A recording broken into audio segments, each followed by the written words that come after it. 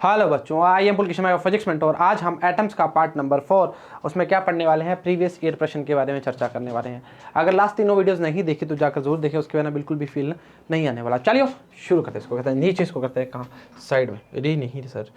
अच्छा, एक बात बताता हूँ बहुत बढ़िया, कोई ज़्यादा बड़े प्रश्न नहीं आते, अगर आपको फॉर्मूले आते हैं तो काम बनना प्रारंभ हो जाएगा। एक अल्फा पार्टिकल की बात करते हैं जिसका मास मूविंग वेलोसिटी क्या है, v है, मास क्या है, m है। Bombarded on a heavy nucleus of charge क्या है, Zd की बात कर रहा है। Its distance of closest approach, formula आता है सर, भूल गए, आ जाओ। From the nucleus depends on m, मतलब m पे पूछना चाह रहा है किस प्रकार डिपेंड करता है।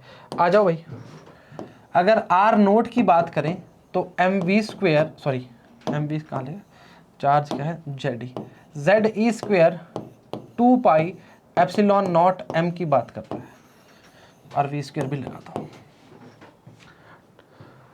Zd square 2 pi epsilon mv square, तो किस तरह डिपेंड करेगा, प्रोपोर्शनल 1/m की बात करना चाहेगा। 2016 में पूछा गया लल्लू सा प्रश्न, सी ऑप्शन। हाँ, distance of the closest approach when an alpha particle of mass moving with velocity v bombarded on the heavy nucleus on the Zd charge, Zd square 2 pi epsilon naught mv square, Zd square 2 pi epsilon naught mv square। Depend कर रहा है, आपसे पूछ सकता है v की बताओ, कुछ भी बता पूछ सकता है, बाकी मास के लिए पूछा तो बता दिया। क्लोजेस्ट अप्रोच का फॉर्मूला आना चाहिए, option number C. In a Rutherford scattering experiment when a projectile charge क्या है Z1 है और मास क्या है m1 है, ओके, अप्रोचेस ए टारगेट न्यूक्लियस, चार्ज इसका Z2 है और मास क्या है m2 है। Distance of the closest approach is r0, the energy of the projectile is. अब इसमें पूछ लिया, पहले आपसे पूछ लिया था r की डिपेंडेंसी m पे कैसे होगी, अब क्या पूछ रहा है, एनर्जी की बात पूछ रहा है। तो एनर्जी की फॉर्म क्या थी, अरे यार क्यों करता है ऐसे, 1/4 पाई एप्सिलॉन नॉट, एक चार्ज दिया है Z1, एक दिया है Z2, अपॉन में क्या होता है, R की बात करना प्रारंभ करता है। तो डायरेक्टली प्रोपोर्शनल टू Z1, ये तो करेक्ट बोला। इनवर्सली प्रोपोर्शनल टू Z1 गलत बोला। Directly proportional to mass m1 गलत बोला। डायरेक्टली अरे काय दिक्कत कर रहे हो, 4 से प्रोपोर्शनल होता है, साफ साफ बोला गया है। एनर्जी की फॉर्म में क्या आएगा, 1/4 pi epsilon not Z1 Z2 upon R, option number A is correct.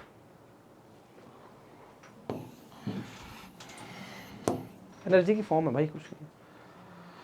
The ratio of wavelengths of the last line of बामर series and the last line of Lyman series, formula आना चाहिए, अगर नहीं आता तो काम खराब है, आता है तो बढ़िया बात है। आ जाओ, लाइमन बाबर पास्टन ब्रैकेट फुंड याद है क्या, ये शिट कहीं याद है, 1/λb फॉर बॉमर, बाल्मर भी बोल देते हैं, बामर भी बोल देते हैं, आपकी इच्छा है वो बोलो। R 1/2 का स्क्वायर माइनस 1/∞ का स्क्वायर,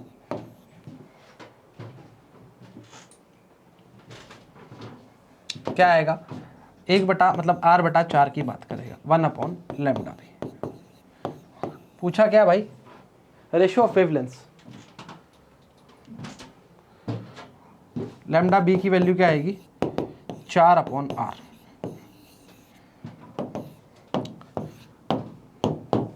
लाइमन सीरीज की बात करें, 1/λ L R 1/1 का स्क्वायर माइनस 1/∞ का स्क्वायर, यह आएगा 1/λ L बराबर में R, यानी कि लैम्डा L बराबर में क्या आ जाएगा, R। अरे 1/∞ तो 0 ही हो गया ना भाई। बामर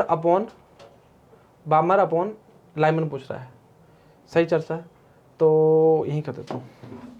लैम्डा B/λ L पूछा है आपसे, 4/R अपॉन में R। ओ माफ़ी चाहते हैं, 1/4।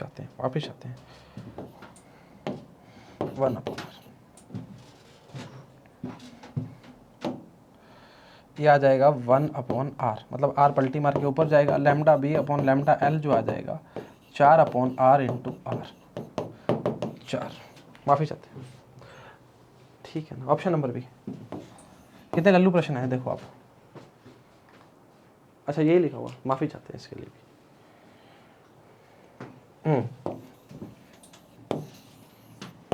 सही चर्चा है, ठीक। चौथा, given the value of Rydberg constant 10⁻7 metre की -1, the wave number of last line of Balmer series in hydrogen spectrum will be. बहुत ही सिंपल सा प्रश्न है, अगर चाहते हो तो बता देते हैं, नहीं चाहते तो नहीं बताते, इसलिए सर किसी बात करते हो। अरे रुक जा यार, क्यों कर रहे हैं ऐसे।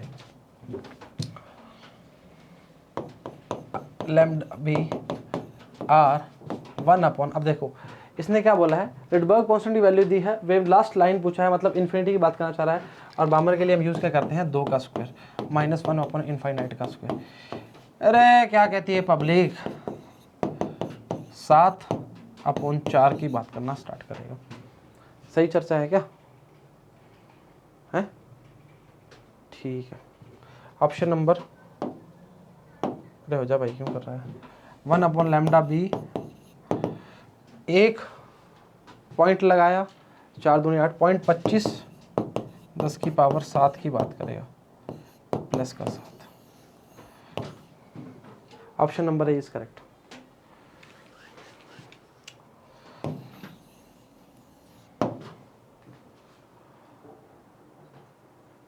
बामर सीरीज बोला ना, हाँ तो भाई इसने एल क्यों लिखा है, ये बी लिखना, ठीक है। सही चर्चा है, वाकिफ मानते हो, मानना पड़ता। अरे भाई इसमें क्या करना है, कुछ भी तो नहीं करना, काट पीट ही तो करनी है।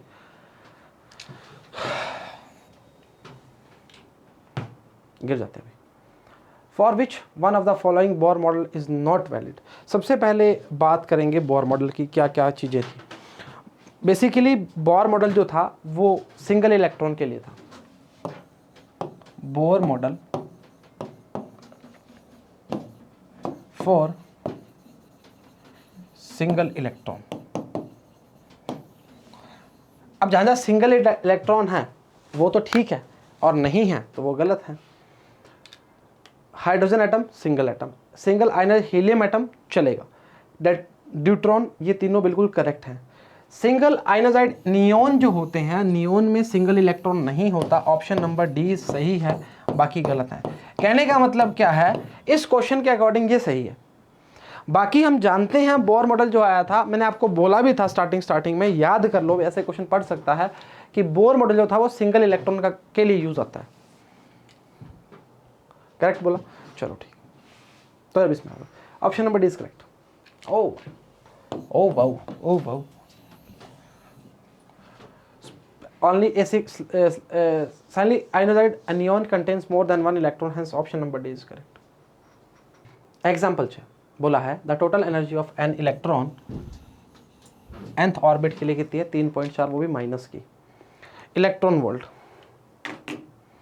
काइनेटिक एनर्जी और पोटेंशियल एनर्जी रिस्पेक्टिवली। आ जाओ मेरे संग, हो जा भाई छोटा, क्यों कर रहा है ऐसे। टोटल एनर्जी की बात करते हैं पहले।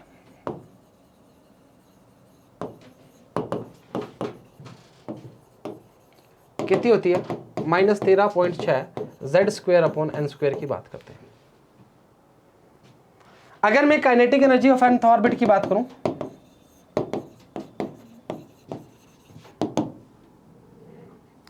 ये कितनी होती है 13.6 Z²/n², ये भी electron volt. But potential energy of n orbit क्या होता है, -27.2 Z²/n²। तो इनसे ये देखो, ये प्लस का आ रहा है, ये माइनस का आ रहा है, तो मैं एक रिलेशन बोल सकता हूं। क्यों बोल सकता हूं, ध्यान रखना चाहिए, माइनस का है और ये भी माइनस का है, इसलिए इसकी फॉर्म से उतार रहा हूं मैं कि kinetic energy minus of potential energy upon 2। Value देख, उसमें माइनस है, इसमें पूरी वैल्यू सेम है, चेक कर सकता है। तो वैल्यू क्या आएगी पोटेंशियल एनर्जी की, 2 × 6 अरे 3.4 माइनस का 3.4, या इसको पहले रख दो, एक ही बात है, 6.8 वैल्यू आ जाएगी माइनस की पोटेंशियल एनर्जी। सही चर्चा है, पक्की बात है, पक्की बात है, कोई दिक्कत नहीं। ऑप्शन नंबर सी इज और D sorry D is correct.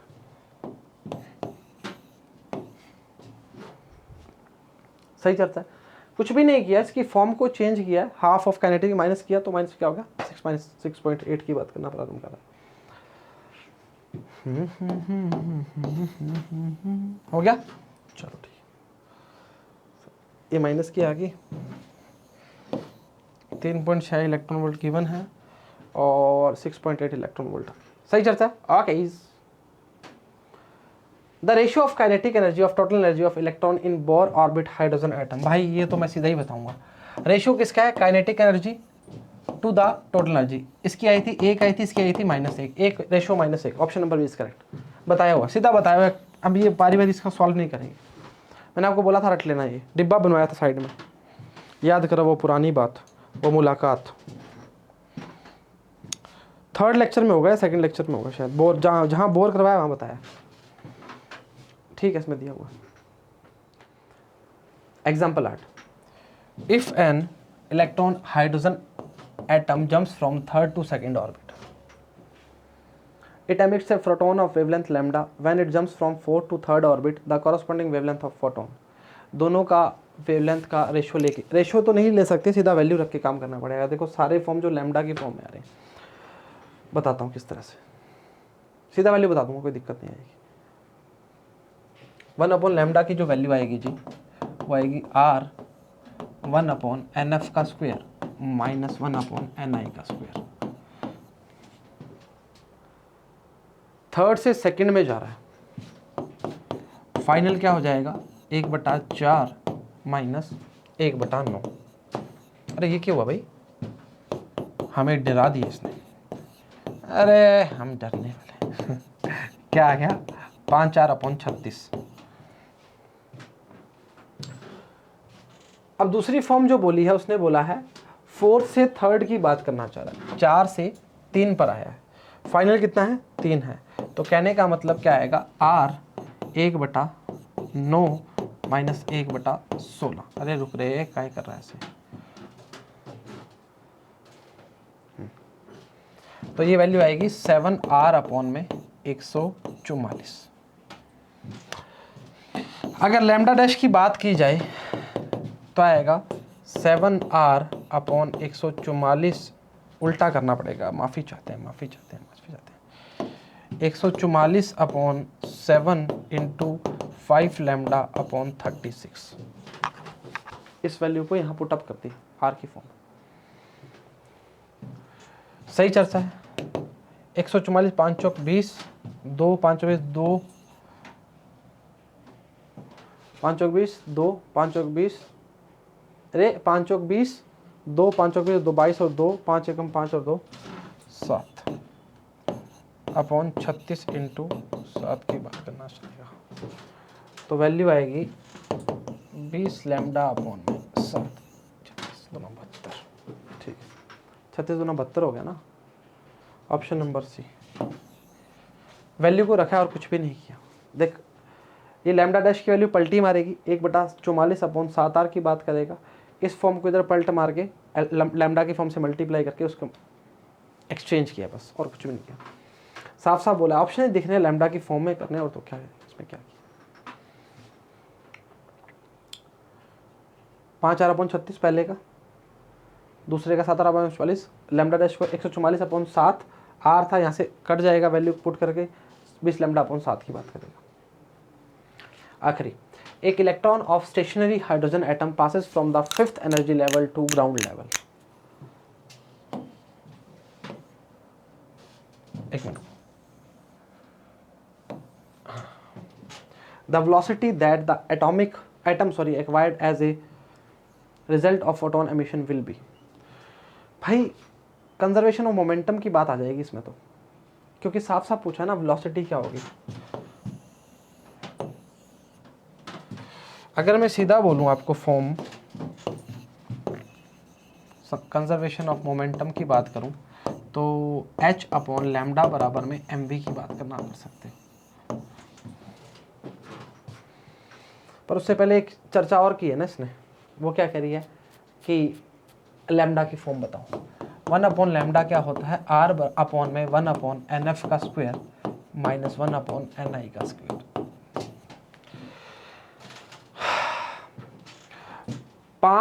Fifth level से ग्राउंड लेवल पे आ गया, मतलब फाइनल कितना है, 1 है, 25 यह आएगा 25 माइनस 1 आर, मतलब 24 अपॉन 25 आर की बात करें। सही बात है। अच्छा, अब पूछा है क्वेश्चन है velocity that atom acquired A result of photon emission, उसका वेलोसिटी की बात करना चाह रहा है हम। In this condition conservation of momentum conserve रहेगा, तो मैंने क्या बोला, h अपॉन लैम्डा बराबर में mv की बात कर रहा है। तो पूछा क्या है हमसे, 1 अपॉन लैम्डा पता है हमें, हमसे v पूछा है, v पूछा है तो आएगा h अपॉन m लैम्डा।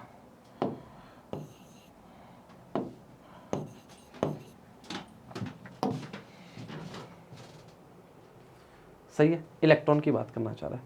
कुछ भी नहीं करना, सारी वैल्यूज आपको बना के दी हुई हैं, तो सिर्फ लैम्डा की वैल्यू पुट करनी है। 1 अपॉन लैम्डा की वैल्यू क्या है, 24 आर अपॉन 25, या लैम्डा की वैल्यू पुट कर दो, लैम्डा क्या आ जाएगा 25 अपॉन 24 आर। एक ही बात है, उससे कोई फर्क नहीं पड़ता। 1 अपॉन लैम्डा की रख दो, क्या दिक्कत है। 1 अपॉन लैम्डा की वैल्यू क्या है, v equals to 24 H R upon 25 M, 24 H R upon 25, option number A is correct. अरे लैम्डा की रखोगे तो 24 आर, वो एक ही बात है, उससे फर्क थोड़ी पड़ेगा। ये पूरी वैल्यू रखते तो 25 अपॉन वो ऊपर पलटी मार के 24 आ चला जाता, उससे कोई फर्क नहीं पड़ता। ऑप्शन नंबर ए किस सही, ए मतलब।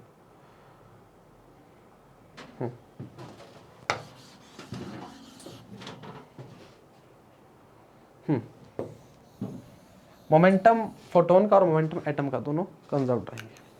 सही है, पक्की बात है, मानते हो। पिछले क्वेश्चन में कोई दिक्कत थोड़ी करोगे, ये उसमें वैल्यू पुट किए सिर्फ। चलो, उम्मीद करते हैं लेक्चर समझ आया, पसंद आया, बराबर देखा, बराबर उतारा, बराबर ही घर वालों की बात मान लो। तो आज के लिए इतना ही, सभी को all the very best and जय हिंद।